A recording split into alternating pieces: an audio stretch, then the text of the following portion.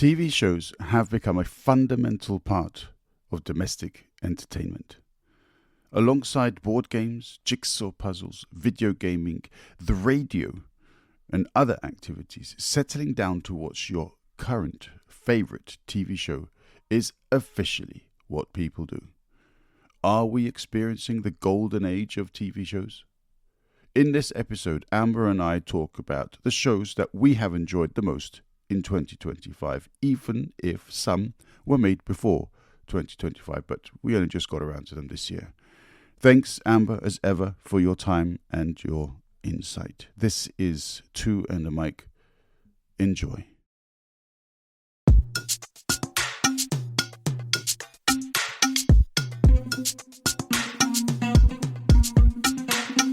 Dung weche pek kod welo mabiro e Two and a Mic. Dung parodit kod jok mawuoye e Two and a Mic.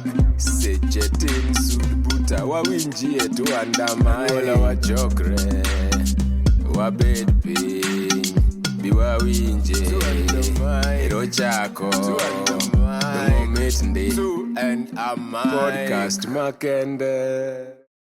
I am so happy to say that I'm joined by an extremely cozy Amber from road to Tar Valon. It must be cold on that road, Amber. How's it going? Brr. No, it's very good. Germany this time of year. Yeah, not a lot of sunlight, cloudy days. Gotta stay busy. Keep that seasonal depression away. Indeed. But you have managed somehow to maintain that classic Aes Sedai agelessness about you, which I think is extremely important. So, I mean, traditionally, we always spoke about Wheel of Time and so on. But, I mean, this particular session, I think we may touch on Wheel of Time. But we're going to talk about something a bit different. And in some ways, that's inspired by a lot of the work that you are doing, and in other ways it's just inspired by life as it is really in modern streaming times.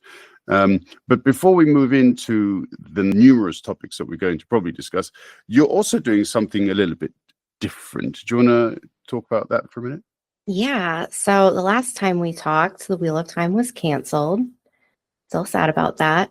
But with my YouTube channel, that's mainly what I was covering. So started a new YouTube channel called Atlas Elsewhere, 2 words, where I've been putting a lot more book discussions and TV show discussions. I just needed a new home, I think, for this type of stuff. So starting from the ground up, very humbling, but it's been fun. And just so that people are aware, as in the road to Tar Valon is a long road and it shall continue being traveled, right? Yes. I think right now I needed a little bit of a Wheel of Time break, but there's always inspiration coming from, one of the book series that I love, and there will be more Wheel of Time content over there. Yeah. Fantastic. Okay. And what is the format then for Atlas Elsewhere? Mostly, as of right now, it's a lot of book reviews, some essays. I just put out a video kind of talking about the defense of, in the defense of romantasy. I'm not even a big romance reader, but there's been a lot of discussion about that lately that I found really interesting. We talked about that a little bit privately. Stuff like that, more essays, book reviews, and then kind of breaking down different concepts and different books and stuff like that. Yeah, I've without actually knowing that I'm reading romantasy, I almost said bromantasy, which I'm not sure they've even. Oh my gosh, they should coin that term. That's amazing. Yeah, I don't know why. Most of the romantasy novels that I've read have been written by female authors, and I've kind of stumbled across one now by Carissa Broadbent. It's called Daughter of No Worlds. It's the first book. Have you heard of that? I haven't. There's so much out there. It's unbelievable. Yeah. Okay, cool. So yeah, I've read a few of these romantasy style things. They're actually quite good, though, I have to say. This is where I stand. I'm just like generally in terms of like the genres that I like, I'm not a big romance reader. There's some older stuff, you know. I mean, in my 20s, I remember reading like a lot of like, what is it, The Diaries of Anne Nin?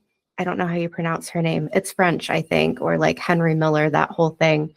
I never got into the more like fantasy crossover of it. And what's so interesting is that, in my opinion, any time that we're giving a space for women to express themselves, net positive. I mean, a lot of people are like, it's not real fantasy, it's bad romance, blah, blah, blah. But I mean, really, can we just let people enjoy what they like? I mean, come on. It's not that hard. It's not that hard.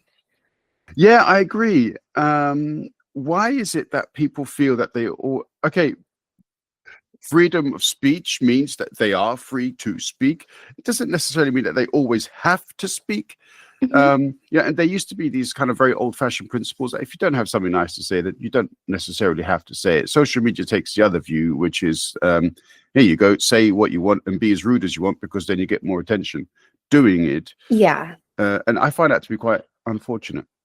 Yeah, definitely. And I also think too, I mean, just like historically, if something is stereotypically like aimed towards women, you just have people dumping on it. Like it's not seen as, you know, one of the cool things, I think sometimes. But I don't know. I think with, you know, romance and romantasy and that whole genre, you have a lot of women like being very expressive about certain things. And I think that's great. I mean, what is there to complain about, honestly? It's ridiculous. To be honest, men should probably take it as source material for actually trying to understand women a little bit better. You know, Oh, yeah, absolutely. I used to love picking up women's magazines, and you know, it's not just the pictures and the advertising. There is so much sort of hidden depth within the articles, within the analysis. You talk about thoughts on relationships. You talk about perhaps marketing concepts, whatever it is that you want to talk about. This different perspective goes so much deeper sometimes than what men, I guess, are used to reading. That you know, it really is insightful stuff. It's like, you know, lifting the curtain from the Wizard of Oz or something like that, you know? Yeah, and also, I mean, I've listened to a number of podcasts from women's perspectives talking about, okay, romanticy, then inherently that involves sex, and the way that sex is spoken about in books and in storytelling, it's so very different between men and women authors. We've obviously spoken quite a lot about Robert Jordan, about, okay, there wasn't too much sex necessarily, but he had a serious, like, yeah, he loved boobs more than anything else. So much. Definitely a breast man. Yeah, and it's like for him, every paragraph was an opportunity to introduce some kind of breast reference or other. Yeah.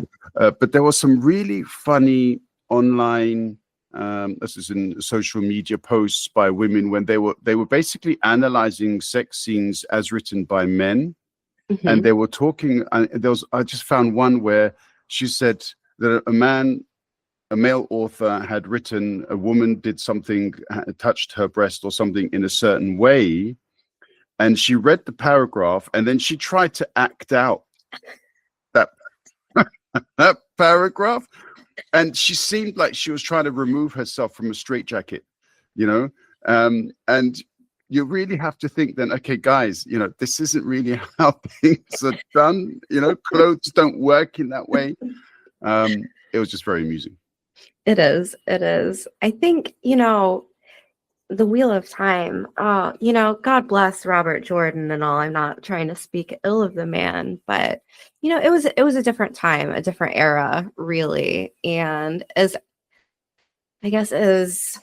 forward thinking it was at the time, like in retrospect, like there's so much better literature if you're looking for something that really like speaks to the female voice, just because the Wheel of Time has that, you know, quote unquote, like strong force of female characters. it's not quote unquote feminist today, nor I wouldn't say it was at the time either, but it was a step in the right direction. But now there's just so many better and more authors and female authors and diverse voices out there where it's, you can really take your pick of anything, any genre, any voice that you want to find, and it's great. Absolutely. I couldn't agree more. But yeah, we've kind of decided that we're not really going to talk about books on this occasion, because then I'm sorry. But I mean, TV shows are plenty, and we sort of wanted to do, if possible within a reasonable period of time, a kind of short analysis on some of the kinds of shows that we've watched over the year 2025. I've broken them down on my document here from Prime, Netflix, and Apple TV.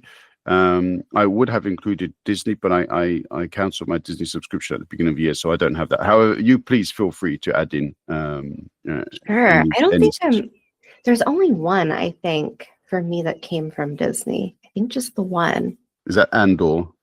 No. Oh, no? I haven't watched that yet. I started it, and this is so bad of me. I had a really stressful couple of months, and I started it and forgot that I started it and just never went back to it. Oops. But I will get to it. I will at some point. Okay. Well, as there's only one, because I don't have anything to present from Disney Plus, what is the one that you watched on Disney? So, I don't know. I feel like this is a controversial take because people felt very different things about this series, but I really enjoyed Alien Earth. There's something about the Alien franchise that just, I don't know what it is. I'm not typically a big horror person, but you've got this, in Alien Earth, you've got this very futuristic, very capitalist setting where it's basically the world is owned by, I think, 3 different companies. So you've got that as kind of a background, and then you've got this other question of, what does it mean to be human? What does it mean to be alive? You've got these sick, dying children where their minds are kind of uploaded into synthetic bodies, the classic sci-fi story here. And then, on the other hand, we've got, aliens running amok. And it was just, I don't know. I think that was a lot of fun.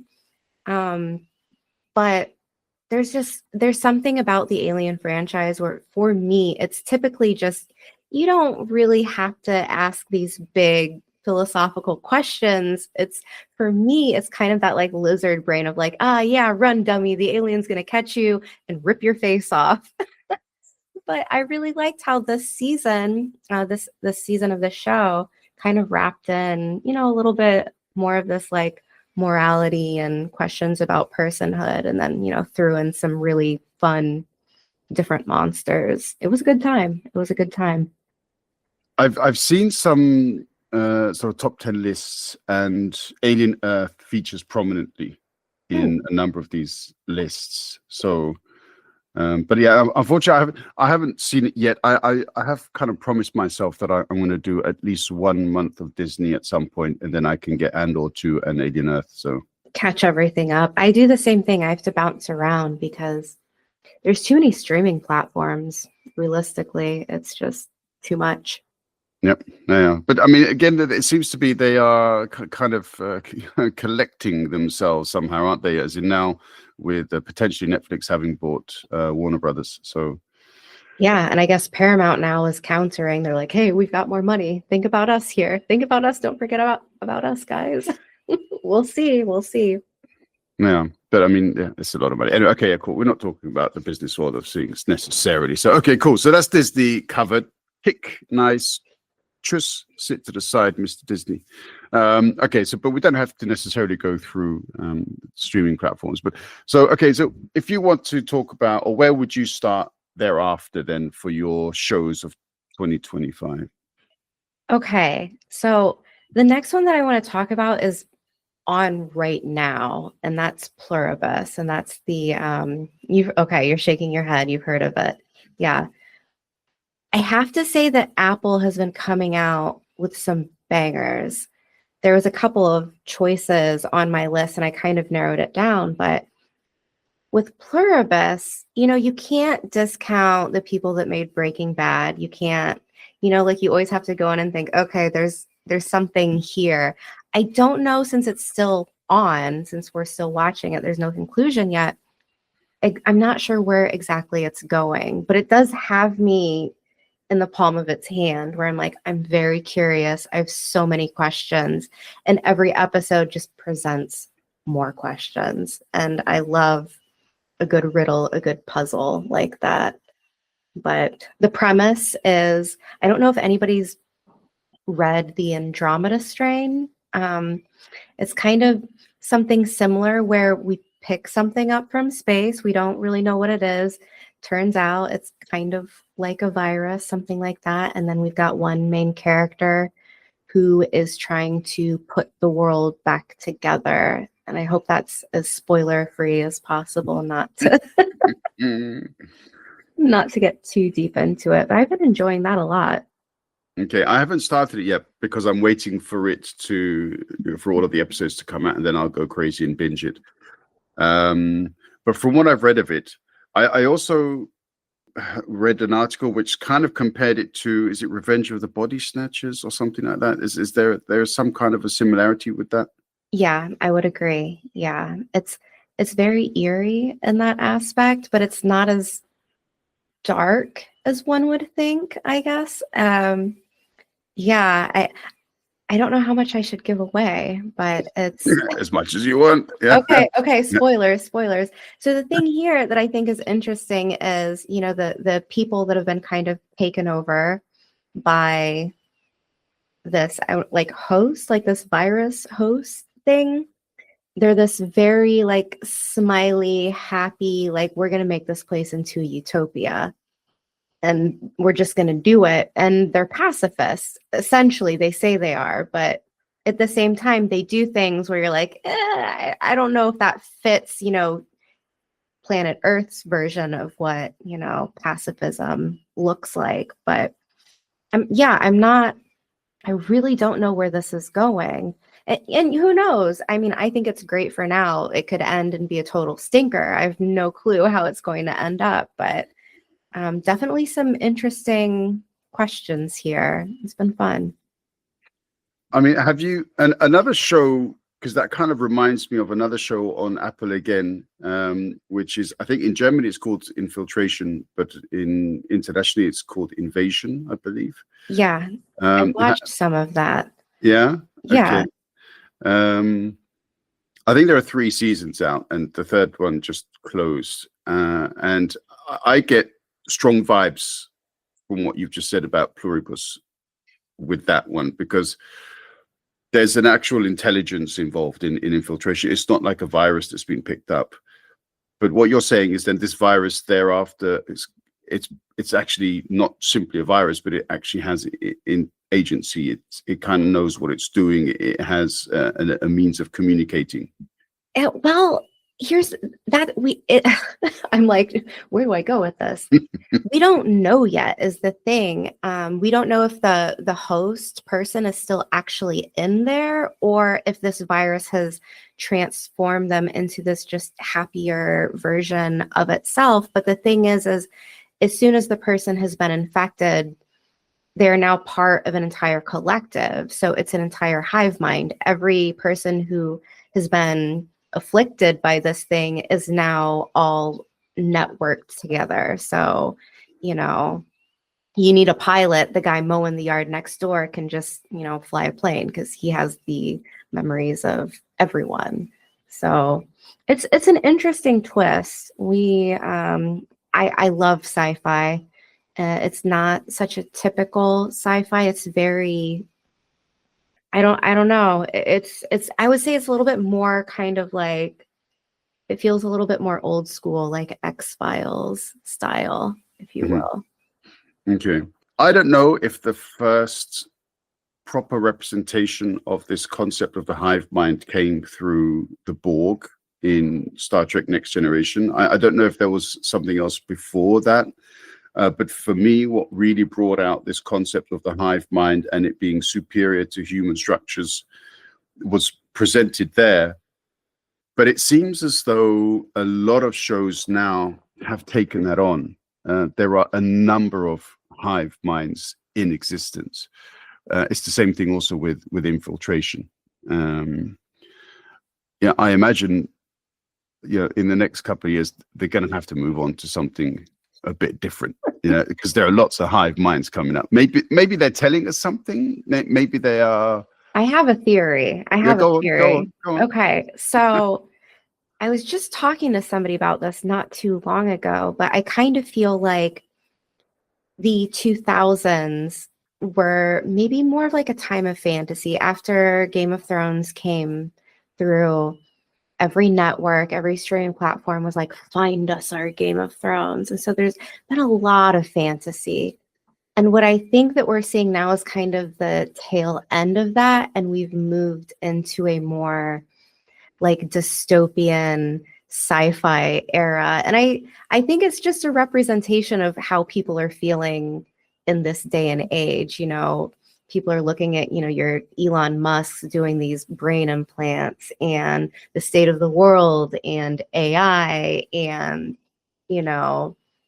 a lot of these different types of like technological warfare that, that we're seeing. And so when you think about what people are maybe resonating with, it might just be that, I don't know, there's something kind of connecting us to that right now in a way where it's like a car crash. You can't look away from it, and people are finding it interesting because it's reflected daily in our lives.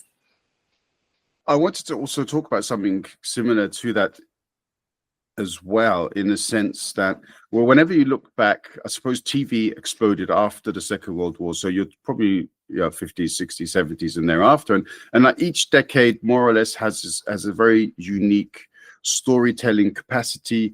They also have very specific subjects that they want to talk about. They have a certain approach to doing so as well. Some of it depends on the budget. Some of it depends on technology. Some of it depends on the kinds of people that they had actually at the time managing these things. I like to kind of look back and try to understand the gist of what was going on. Sometimes if you watch like a 1970s James Bond movie, then it's also interesting to pick up an encyclopedia of the 70s and find out what kind of other crazy shit was going on at the time, because what were these people thinking about? Yeah. And it goes, it's the same thing. I think in the 80s, there was a lot of war movies that were coming out, obviously Vietnam inspired and so on. And then through to the 90s, lots of Soviet Union or Cold War stuff coming out. I mean, that was quite consistent as well. But then you kind of move on to some of the other genres. And as you mentioned, obviously Game of Thrones inspired this sort of revival of fantasy. I don't know if necessarily it's sort of dwindling now, because you and I have spoken about Fourth Wing, which has just been picked up. And okay, maybe that's like fantasy version 3.0, looking at the romantic element to it. Well, yeah, that's the thing. Like, it's so wildly successful that I don't think any streaming platform is going to pass the buck on that, because there's such a huge, worldwide audience for it. Just because, it's still fantasy adjacent.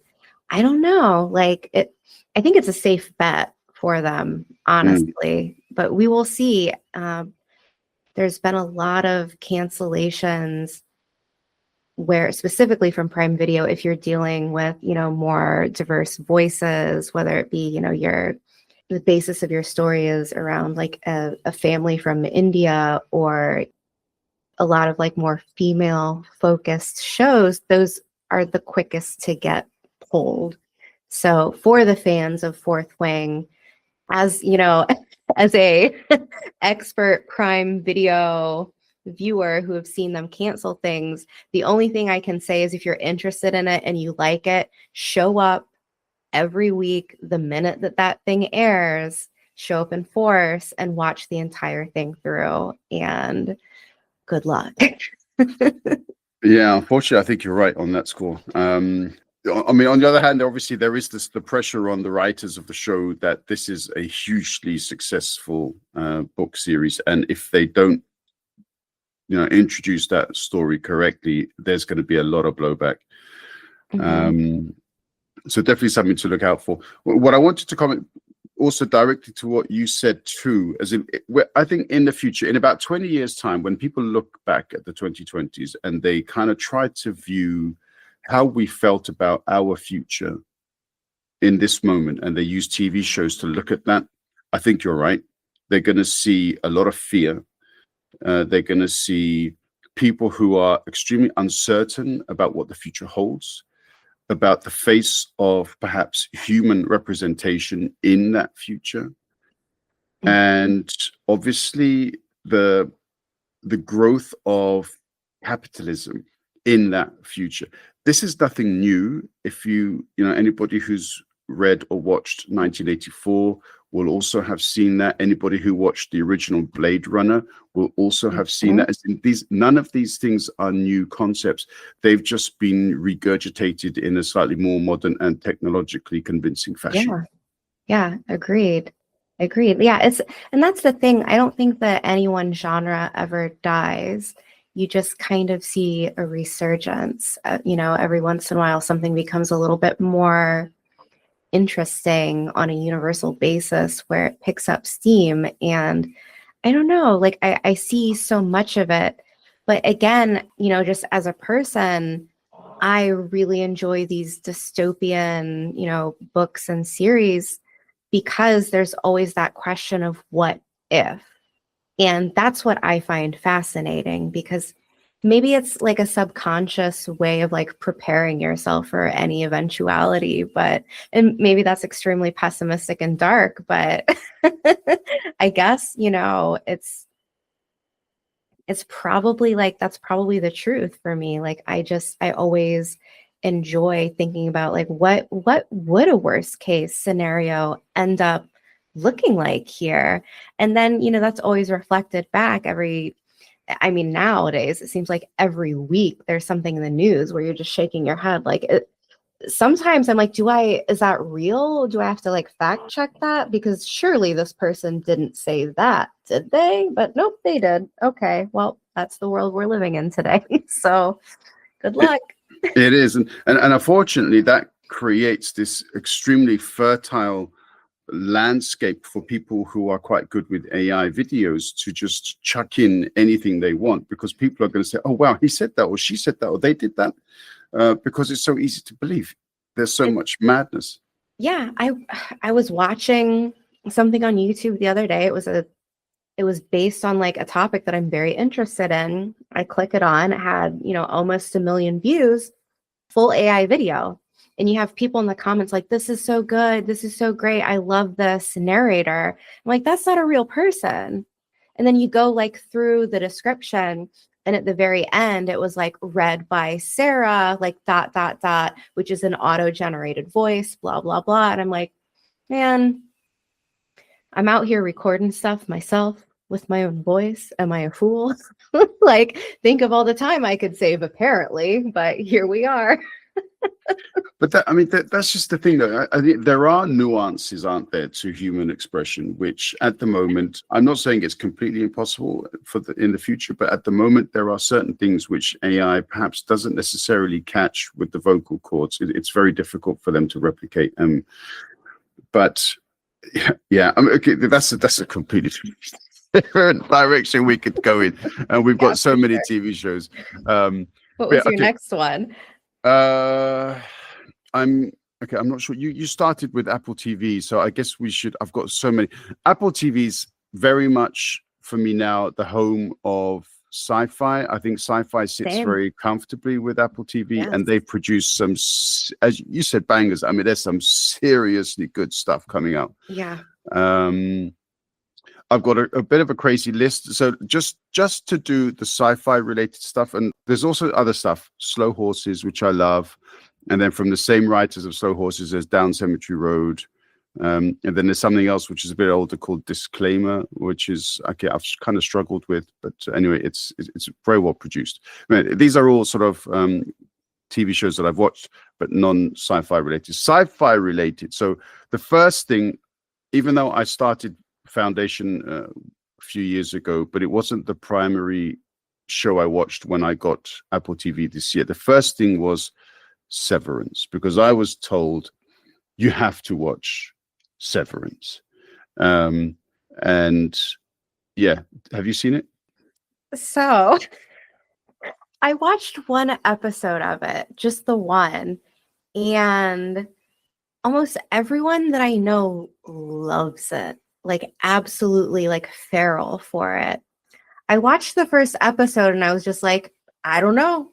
I don't know. But I think there was that level of like, you know how like he's like, where am I? What are we doing? What's going on here? I felt that frustration on such a deep level that I got angry and had to turn it off. I was like too emotionally affected, I guess. I was also kind of lost, and 2 or 3 times I said to my brothers, like, guys, this is not going to happen. It's not going to happen. That night, you've got to stick with it. You've got to stick with it. I stuck with it, and we got through the. I say we got through. We happily concluded the second season. What's quite funny for me is that it talks about a theme which I've actually written a book on. Another one of the unpublished books, unfortunately. There are, well, all of them are pretty much in that kind of status. But it talks about a similar theme. I mean, what they call severance, I called disassociation. So, I mean, there are sort of similarities to that. But basically, in my book, what it was that people would go into work, they'd be injected with some kind of substance. And thereafter that, they'd go to their factory, do the job that they did. And then when they finished, they were injected with something else again, and they had no concept of the work that they had done. But basically, it was the kind of work which you could do repetitively without even having to think about it too much. Mm-hmm. And the way I had introduced, yeah, basically, yeah. But the way that I had introduced that was basically somebody was driving to go and see somebody, and they arrived at their destination, but then they thought back to themselves, 1 minute, during that entire process, I was thinking about something else. I don't even remember turning, stopping and driving the car. Have you ever had that experience? It is surreal and scary. Yes, many times you're like, how did I get from point A to point B and just not realize like I was driving the entire time? Absolutely. Yeah. So that shows you that your mind is actually capable of doing so many things without us, as a subconsciously, without us actually being completely aware of it. And that's kind of like what I based my story on thereafter. Severance takes it obviously to a completely different level with a different direction, where you basically got 2 completely different lives being concurrently lived, which is a spoiler. I should have said that the other way around. Sorry, but yeah. So it's See, now I might go back to it actually. I mean, that's the thing though. I sometimes I feel like I do need a little bit of a spoiler to like I need a hook, because a lot of people said don't look up anything online, don't do any of that. And so I just watched the first episode and I was like, I don't know. But in that context, it sounds much more interesting. So yeah, my uncle said it's the kind of series you cannot binge. Yeah, I don't know if that's, I mean, I understood what he meant, because we tried to do 2 or 3 in a row, and it seemed, some of the episodes seemed a bit repetitive, but if you give it a bit of space in between them, then it's maybe easier to get through. Okay. Yeah, like short bursts, I guess. Yeah. So, okay, that's that. And then there's obviously Foundation. Have you seen Foundation? Yeah. Okay. I'm a big Lee Pace fan, so I can't pass that up. I haven't finished season 3 though, but I just it's a good one. It's a good one. It's brilliant. I think the acting is fantastic. Storytelling, obviously, couldn't fail. It's another one of those stories which people kind of considered impossible to translate into an on-screen show, but they've managed to do that. Interesting, really good stuff. Love it. Yeah, I mean, Jared Harris is incredible. I think he's one of the really great actors of today. And I remember when they announced, the cast when they first started to kind of put things out in media and like, hey, we're doing Foundation. And I was like, oh, they got Jared Harris. Okay. And that was coming up after he did that really incredible role in Chernobyl. He was also in The Expanse. I mean, so that was the hook for me. Like I came for him, but then, I also got just completely sidelined by the Dawn Day. What is it? Dawn Day Day Dusk. Dusk. Yeah. And Lee Pace is just, I mean, he's just got that real roguish flamboyance where it's like, I cannot look away anytime he's on screen. He's just so theatrical, so incredible. It's great. It's great. Yeah, I'm so happy you mentioned Expanse because I was going to say, I knew you'd like Jared Harris. Yeah.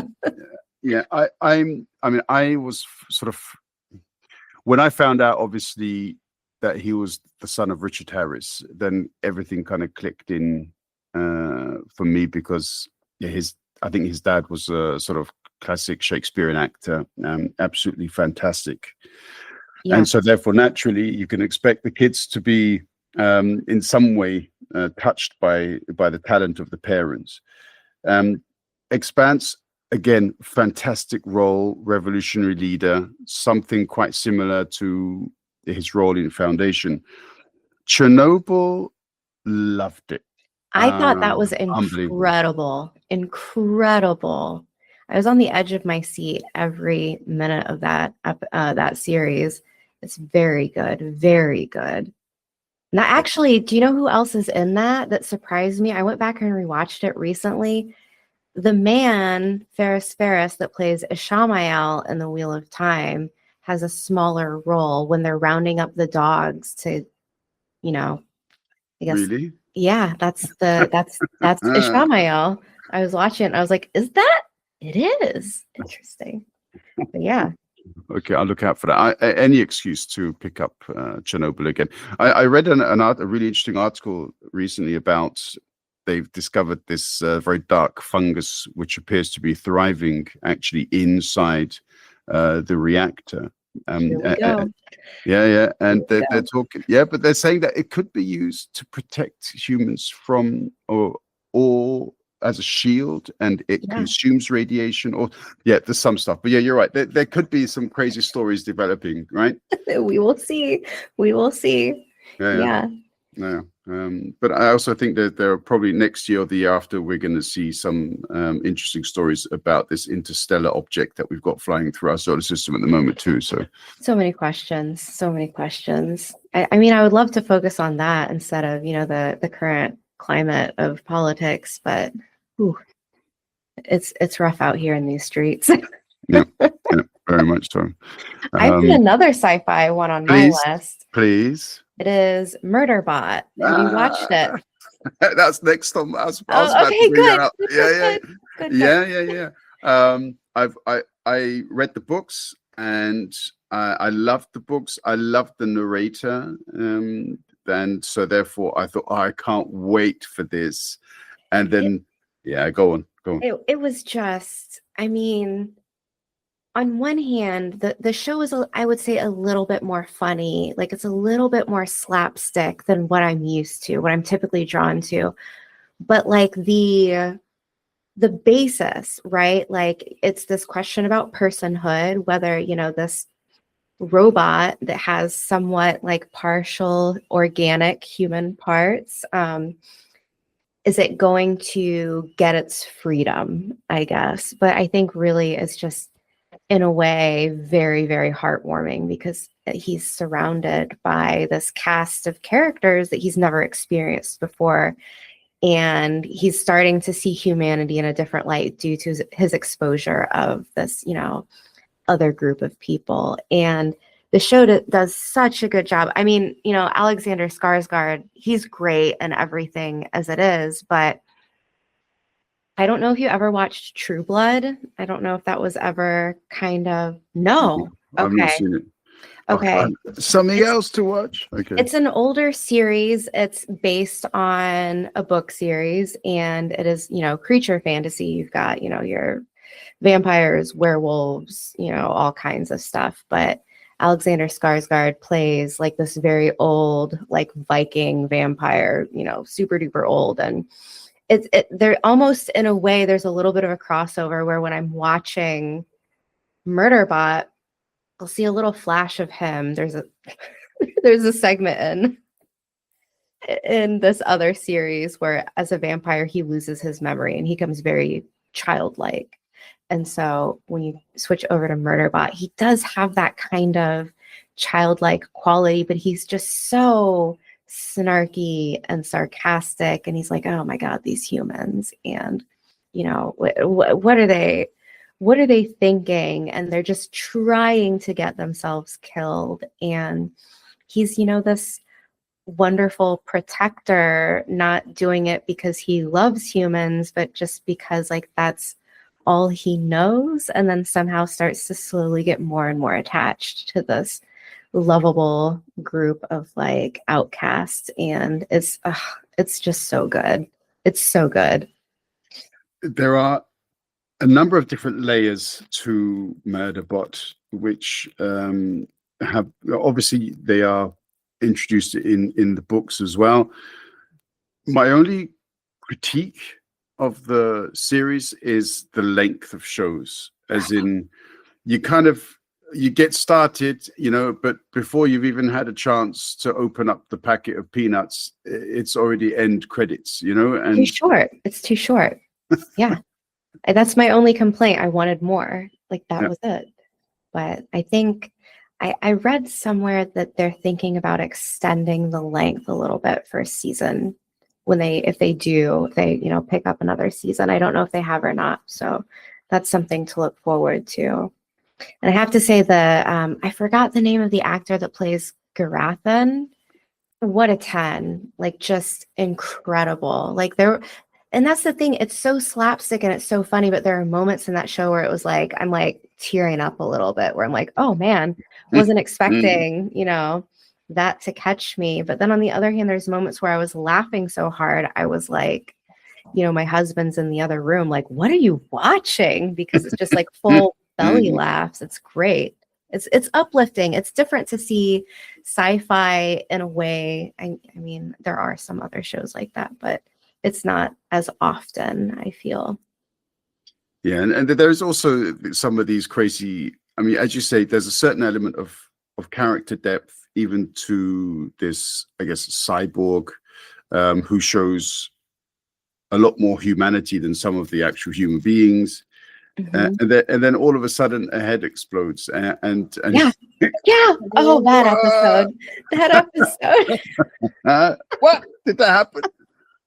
It's what a delightful series. I mean, I had high hopes because I love the books, but I was really pleasantly surprised by it. It's not often that they kind of inject a little like more humor or something into something like that, but it was really well done. I mean, and visually as well, like the color palette and everything, these alien landscapes and whatnot.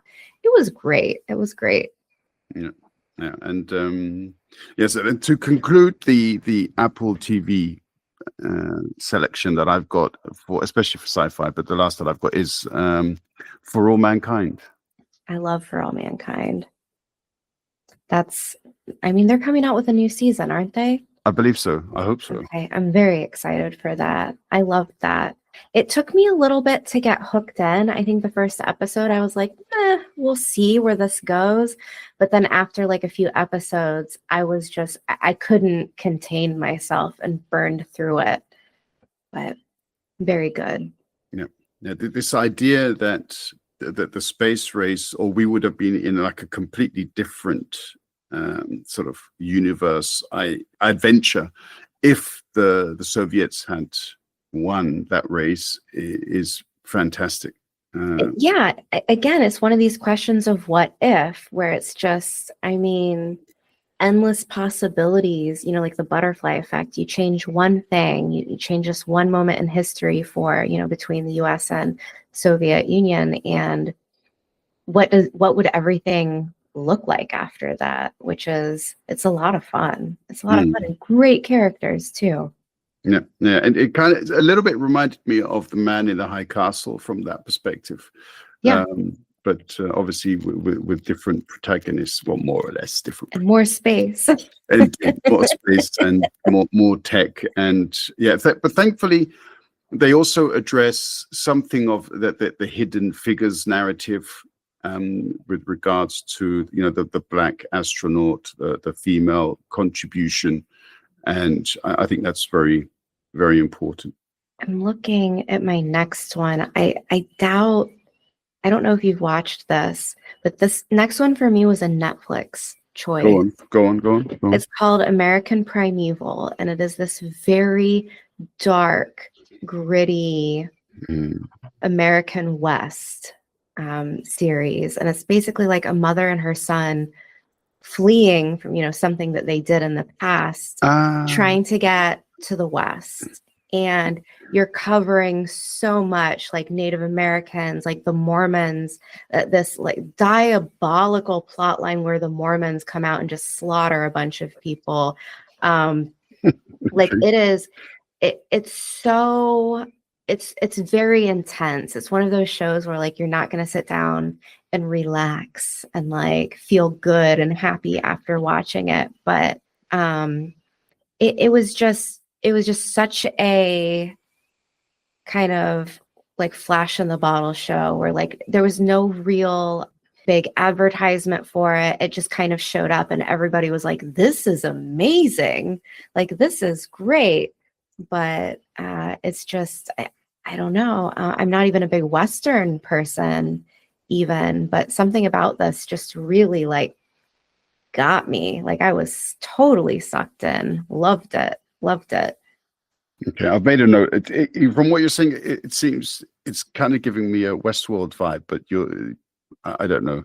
It's, yeah, like similar in that kind of like gritty Western sense of things.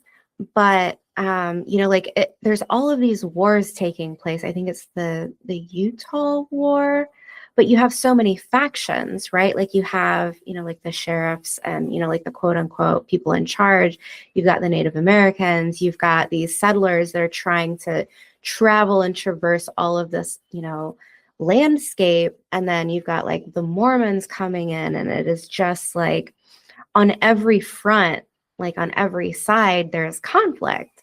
And you go every episode just watching people, you know, fall off, watching people die, who doesn't make it. And it's just really like highlighting like how disturbingly like dark some of these times were, because I think a lot of, you know, Americans have that romanticized like rugged individual, you know, quality, I guess. And this is like, oh, this was like dark. It's not this fantasy like, and then, you know, the settlers came and they traveled west and it was a great time. It was like, no. This was like a bloodbath. It was awful. It was terrible. So I don't know. I liked it. Okay, that's I've added that to my list as well, so I'll give it a go. I mean, it's great that you jumped to Netflix. I've got something of a substantial Netflix collection, but there it's a lot more varied. There's a bit more fantasy in some cases. So obviously, then I'm looking at Shadow and Bone. I loved season 1. I haven't even. I think I put on like the first 10-15 minutes of the first episode of season 2, and for some reason it just didn't grab me. I don't know if that was your experience. I know what you mean. Yeah. I thought one of the things that I really noticed about this show is how well it turned out in comparison to like budgets, right? Because it's nowhere near like a House of the Dragon or Rings of Power. So you could tell they were much more thoughtful with how they did things. And on top, like beside putting that aside, like I just think that they did a really good job like putting out a decent fantasy show that didn't have that like huge injection of cash like some of these others. And then of course they canceled it. So that's another here we go again story. But yeah. Yeah, I mean, there was another show, I think it was on Disney Plus, it was on my list, and then the news came through, they've cancelled it, and you don't even have a resolution to the story from season 1. So I thought, okay, I'm not even going to bother starting that then. Yeah. Yeah. So sometimes the decisions come through so quickly, it kind of makes you wonder what do these people do? For sure. Yeah. Another one though, in the fantasy realm from Netflix, which has been quite controversial. I don't know if you watched the first 3 seasons of The Witcher, but The Witcher 4 came out, and it's a new Witcher. Yeah, I haven't watched the new season. I watched last season, and I'm not like I have friends who love The Witcher, like love the video games, have read the books. I have not played the games nor read the books. So I went in with nothing to compare it to. I quite liked season 1. I thought it was really fascinating, really fun. The last season, not this most current season, was the last season that I watched.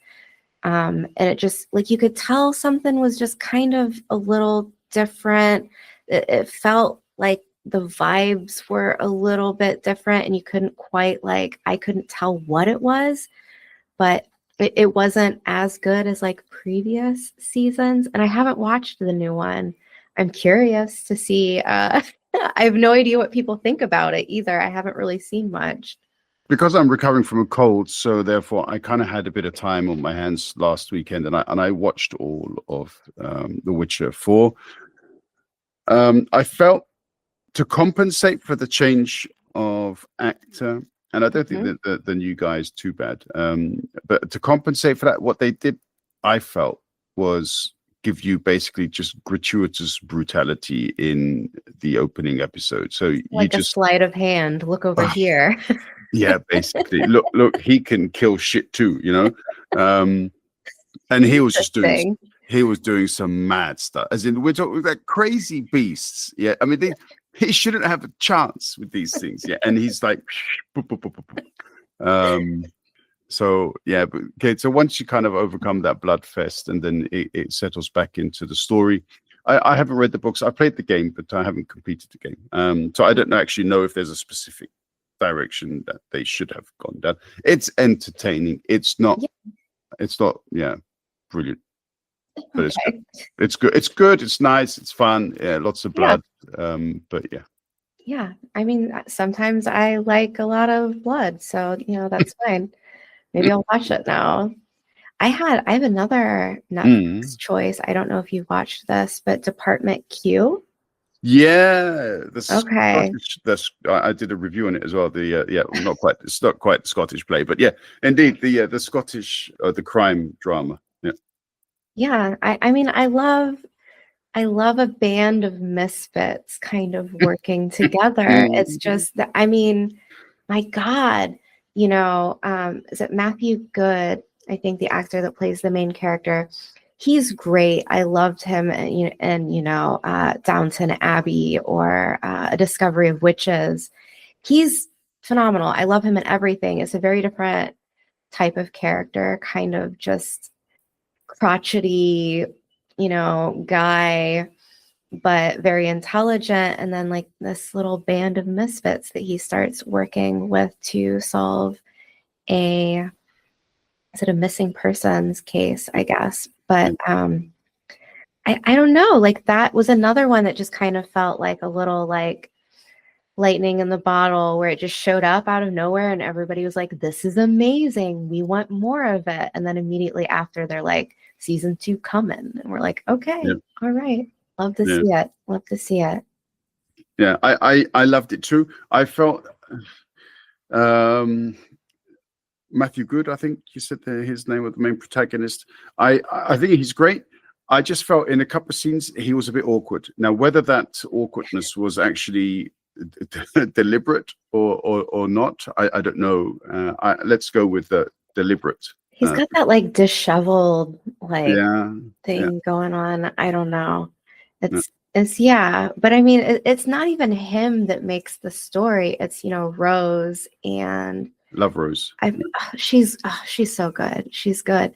And then, oh my gosh, I forgot the name of the other Syrian man. guy. The Syrian guy. Yeah. 10 out of 10. Incredible. Incredible. I see, or whatever his name is. Yeah. He was my favorite, hands Yeah. down, because like the whole show, he's like trying to get an in working, at the station. And like it turns out he has like ex-Syrian special forces training, like fled and then shows up there, and like he doesn't really get a chance to shine until shit hits the fan, and then you're like, oh, okay, he's got that dog in him. All right. Like brilliant, incredible, loved it. And also he had this kind of I am Groot sort of introduction to who he is, that thingy, which I thought was very amusing. It's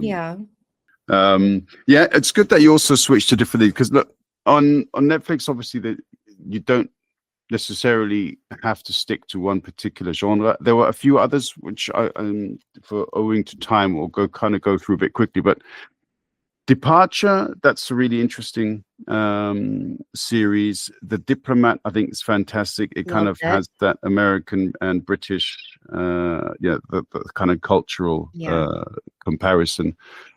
Black Doves, I don't know if you've seen that. No. That's very interesting. The Residence, this very comical crime caper set in the White House, definitely worth giving it a go.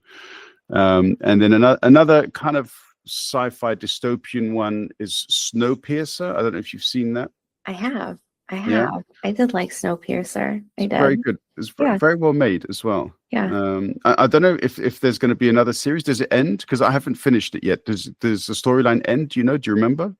I think it ends. I want to say it ends on a cliffhanger. I don't know. It's been so long since I watched it. Okay, I picked it up quite late. That's why it's in my 2025. Yeah. But okay, cool. However, then I've got 3 which are sci-fi.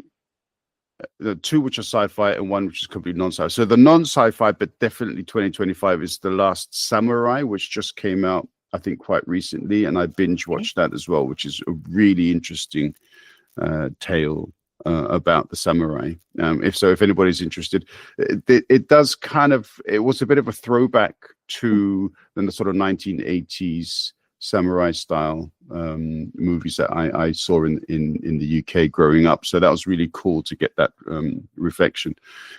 The other sci-fi one is The Eternaut. I don't know if you've seen that, the Argentinian sci-fi one. Yes, I have. It's like the snow. Yeah. Okay. Yeah. That was a good one. That was another surprise. Yeah. No, I don't think even Netflix expected that to have the effect that it did. So it was great. Yeah, so that's got the go ahead for a season 2, and I think they're even there's talk of them increasing the budget, which means they're going to screw it up completely, right? Great. But yeah. But then the last one from Netflix that I wanted to introduce, and obviously you feel free to add to it, but the last part of Stranger Things. I haven't watched it yet. I downloaded it because I was out of town. I was in Prague a couple weekends ago, and I thought that I would have time on the train to watch it, but I had, my Kindle, so I ended up reading instead. Oh my word. Okay. I'll get there though. I will get there. I only had one more on my list. Okay, go on. It was obviously The Wheel of Time. Just, because I'm just going to say this, I've been on your podcast multiple times. So yeah, but if you're looking for a fantasy show that was the highest rated season fantasy, I know, it beat out House of the Dragon, Rings of Power, better reviews. Just go check it out. It was a great season of fantasy television. Completely. And obviously, I mean, you've done a number of shows and videos on it, and we did one together as well about the cancellation, and we go into a bit more detail about that. I would associate with that, obviously, thrilling entertainment, a season of success, and then immense struggle thereafter, having to try to understand why they binned it when they did. Yeah. I think a lot of people said, okay, maybe they should have binned it after season 1 if they were going to do it, or even perhaps season 2. But why after such an amazingly impactful season as season 2? Yeah. I mean, there's so much like different. You finally start to kind of get into the more almost sci-fi elements of the story. There's some very like esoteric, weird circumstances where it just finally all came together in that, you know, nice little tidy package. And then, yeah, they ripped it away from us. But it is what it is. It is what it is. It is indeed. Unfortunately, it's an industry of heartless bastards, and us poor fans have to suffer the consequences of their decision making. I mean, real. That was you took us into Prime. There are a couple of others which I just kind of quickly wanted to refer to. So Rings of Power, I've really enjoyed on Prime. I don't know, is that going to continue? Yeah, definitely. I thought as a villain, Sauron / Anatar was one of the top villains that we had gotten in TV in a while. Just incredible, you know, like character work done there. And I kind of sat on the fence with season 1 of Rings of Power. It was fine. It didn't quite like drag me into it, but season 2, in terms of, you know, like this power struggle between Celebrimbor and Anatar was just immaculate. Like, incredible job. Loved it. Yep, I've also do a lot of depth to the storytelling as well, and so much action as well. It's got a bit for everyone, basically. Yeah, agreed. Yeah, and so then my final one, I believe it's also a Prime. I haven't actually watched all of it. It's there because I want to address it, and I've heard there's going to be a follow-up season. It's Fallout. Have you? Oh yeah. I loved season 1 of Fallout.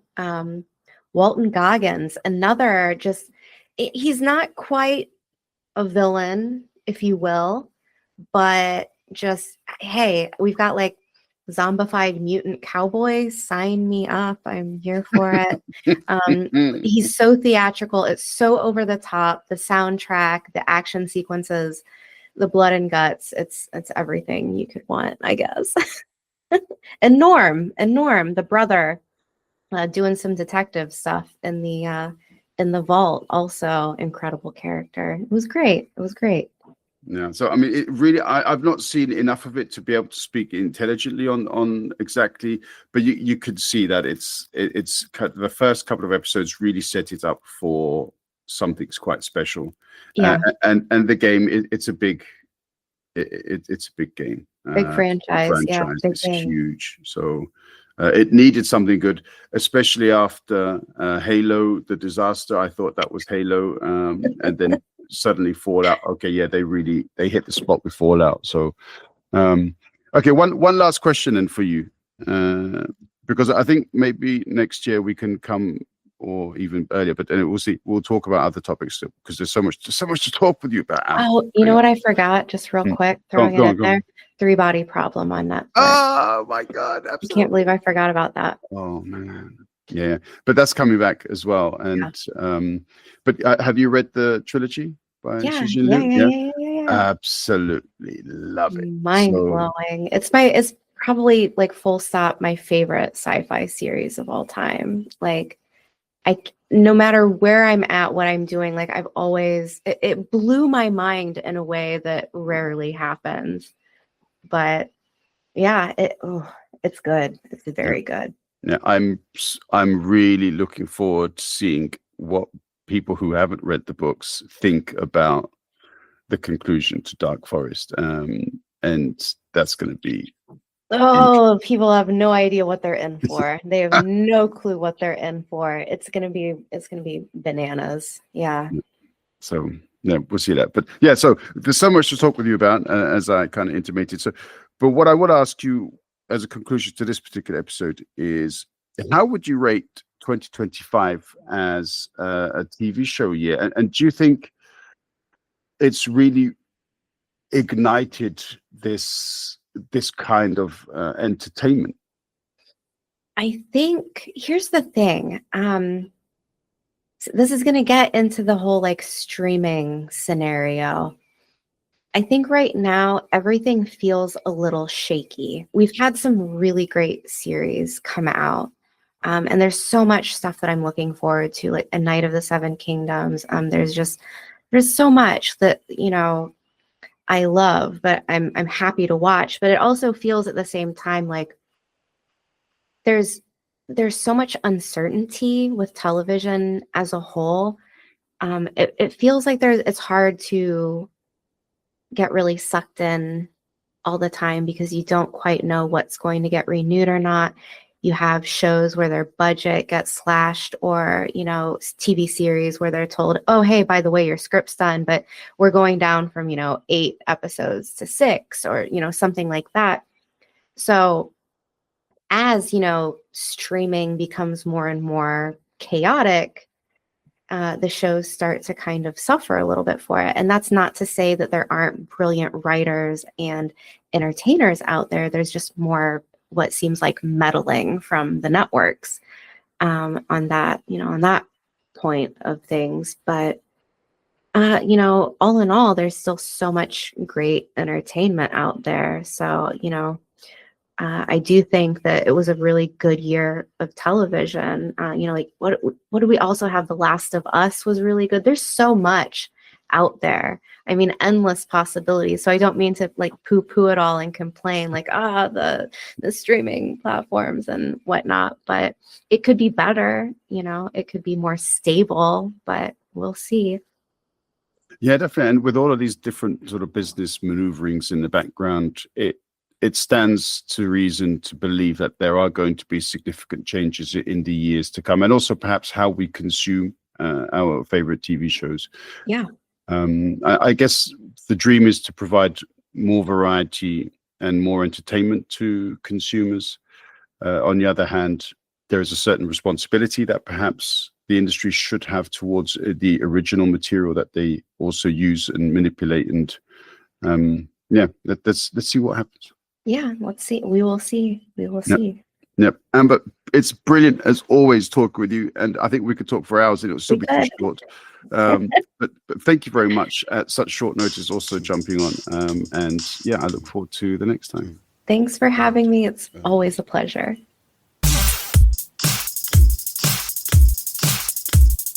Two and a mic. Two.